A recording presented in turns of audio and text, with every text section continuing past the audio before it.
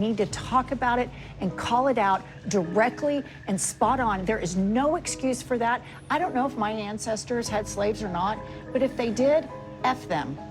Truly, I don't need to go reconcile. There deserves to be some balance now where we have to wrestle with the fact that some white Americans do trace their ancestry back to this period of history. No, when they prop up a guy that was a traitor to his own country, a Confederate, with a slave in the painting, that's just disrespectful and cruel. It is cruel. This has been a... Just don't like this topic. I don't like him doing this. I know we have to talk about it, but I just want to say. And this is a party of cruelty and a party that props up white supremacy. It just truly is. And they can say one thing, but you look at their actions and they... Hello, everybody. Guys, let's get right into this segment. We got Humpty Dumpty falling off the wall again, trying to defend racism. Clear as day. Jennifer Welch had to lay it down on him. Let's get right into this segment and we'll talk about it. Tonight, the White House's so-called war on woke goes to West Point. The Pentagon is reinstalling a portrait of Confederate General Robert E. Lee to the Academy's library. The 20-foot painting shows Lee in his Confederate uniform with an enslaved person holding his horse in the background. A congressionally mandated commission ordered it taken down 3 years ago as part of an effort to remove Confederate tributes from the military. This isn't just about a painting. It's about a painting that was meant to lionize the part of Robert E. Lee that we don't like, where he was the Confederate general, where he defended slavery. Not everything about Robert E. Lee was removed from West Point, but this one was. Yeah. I mean, I don't have much to say here. It's heartbreaking to me. There are a lot of great Americans. None of them fought against our own government, period. None of them fought to uphold the enslavement of my ancestors, period. So I don't understand why Donald Trump, who, by the way, has, shocked a lot of people in his ability to appeal to black voters, is spitting in those black voters' faces by putting some of the most painful imagery that you could in the middle of our military, which we all respect and revere. So I just don't like this topic. I don't like him doing this. I know we have to talk about it, but I just want to say, it's hard for me to respect people, and I respect everybody. It's hard for me to respect people who would make the argument that this is the man we should be upholding, that somebody who led military forces against our own government to keep my ancestors enslaved is worthy of this type of treatment and respect. There are other people in America's military whose names have been taken down. Tuskegee Airmen and other people who were taken down, and this is being put up, and it's very, very, it's inexcusably bad from my point of view. Anybody want to? You know why he's doing it, Van. Like, we all know why he's doing it. It has nothing to do with this portrait of General Lee. We all know what this is about. I agree with him completely. They removed Harvey Milk, who was gay, and he was a veteran that served and a gay rights activist, and they removed him. And this is a party of cruelty and a party that props up white supremacy. It just truly is. And they can say one thing, but you look at their actions, and they remove military people of color. They remove LGBTQ plus people. And then they prop up a guy that was a traitor to his own country, a Confederate, with a slave in the painting. That's just disrespectful and cruel. It is cruel. This has been a very specific campaign on the part of this administration. Not just to say, let's leave what's there. They want to restore honors to Confederate figures. I still have a hard time understanding what the real logic of that is. This particular painting with Humpty Dumpty, shut up for a second. This is the thing. Racist people out there, listen and listen well. Let me tell you something. We ain't going anywhere. Black people, brown people, whether Hispanics, Middle Eastern, or whatever, we ain't going anywhere. You can cry all you want and try and put up stupid little finger paintings and statues and all you want, and retell how slavery is taught in schools and everything is DEI and woke, but we're not going anywhere. Look at the history of our people, whether black, Hispanics, Middle Eastern. We are beyond resilient. We are unbreakable. no matter what your dumbass tries. I mean, think about it. Think about this. Even enslaving black people, you literally had them in shackles, beaten, tortured, slaughtered, amongst the other vile barbaric actions. And you still couldn't stop them. They are still standing, and they are still here, stronger than ever.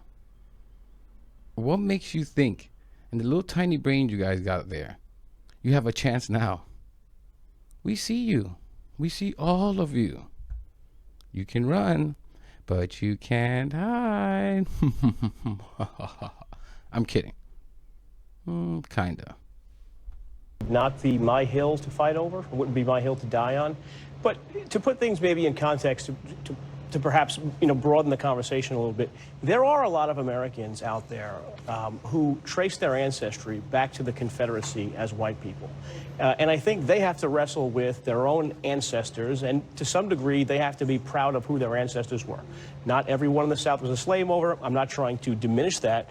But these people are the descendants of a group of people who decided to act a certain way, and they have to digest that. And it's important to remember that when we solved the Civil War, when the war ended, the government chose not to execute these Confederate leaders. They chose not to jail them, not to execute them, but they went in a period of Reconstruction. And so, if there was some balance perhaps in the 1860s and 70s and 80s, perhaps there deserves to be some balance now where we have to wrestle with the fact that some white Americans do trace their ancestry back to this period of history. No, that is not an excuse for doing this. It just isn't.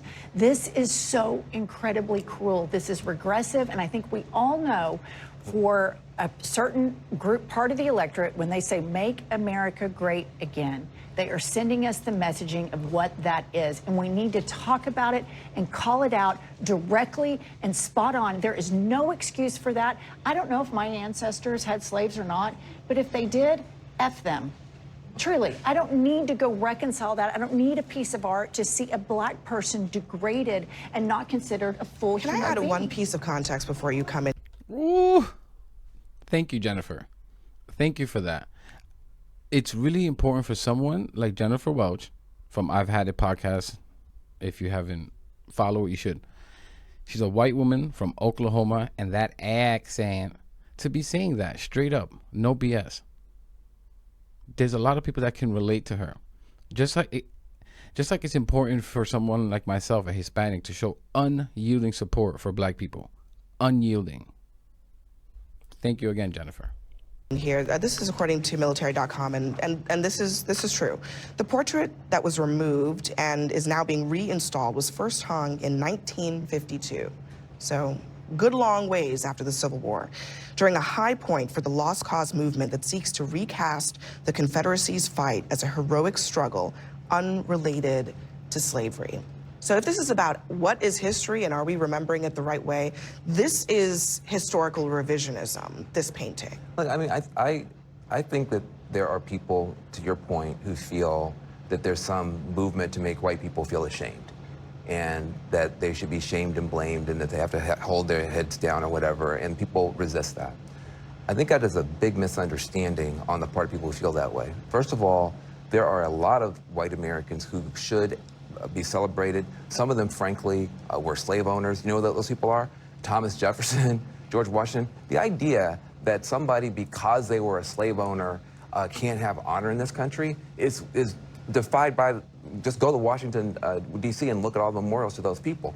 But when you take up arms and you start killing people to make sure that other people don't have freedom in a country that's about freedom, you remove yourself from the conversation of people who should be celebrated. And that is not the same as saying white people should be ashamed. It's saying this is a shameful part of the American story that we should not try to sugarcoat. All right, gotta leave it there. Next for us. Again, it has nothing to do with the history or of generally. Just say it straight up. It's because, and you can be very proper and say, in my humble belief, the majority of the Republican Party are bigots, racist. Simply as that. These people don't know the history. You think conservatives know the history about all this, and they don't care about that. They care and like the racist part. That's it. But why else do they do this? Why else do all the racist garbage coming from this party? Think, and now we're CNN will show it. Think about the biggest, because they've talked about it. The biggest right-wingers, Ben Shapiro. We should pardon Derek Chauvin, the guy who murdered George Floyd. Charlie and the child trafficking factory Kirk said he wouldn't go on a plane if it's piloted by a black person because they could be a DEI hire. I mean, like, you want to go thought crime? Like, I'm sorry, if I see a black pilot, I'm going to be like, boy, I hope he's qualified. Well, that's the You wouldn't have done that. You wouldn't have done that before. Like, I mean, why else do they do these things and say these things? Laura Loomer wants to feed all Hispanics, undocumented or not, to alligators. Like, are we really pretending to be confused why they do this over and over? They are telling us how they feel straight up. Little Shermichael on a different panel, I made a video on it a couple days ago. He was asking who's asking for these changes on museums and all this garbage on the topic of slavery. It's not about who's asking for it, but about who is it for? Who is this marketing for? I mean, you know how I see it? It's the equivalence on the left. It's like, hey, we're going to tax the F out of the rich in this country. That's red meat for the left wing. Racism is red meat for the right wing. This is what I'm trying to get across in these videos. I mean, and we can just keep going on in the examples, but look at the shit that they were saying about Mom Donnie. He's going to cause another 9/11 if New York City elects him as mayor. Undocumented Hispanics are violent criminals, MS-13, blah, blah, blah, even though the crime data shows reverse, that they commit crimes at a lower rate than Americans. Or how Trump said Hispanics are naturally built for farm labor. Not one pushback from Republicans. In fact, they come on these panels and defend him each and every time, because why do you think they do this? Why? It's because of this. In my belief, it's the majority of the Republican Party, because why would you say something that the majority of the party would not be behind? If only 30% of Republicans are going to like this racist garbage, would you really be pushing this on a constant, nonstop basis? Of course not. We all know it's the majority.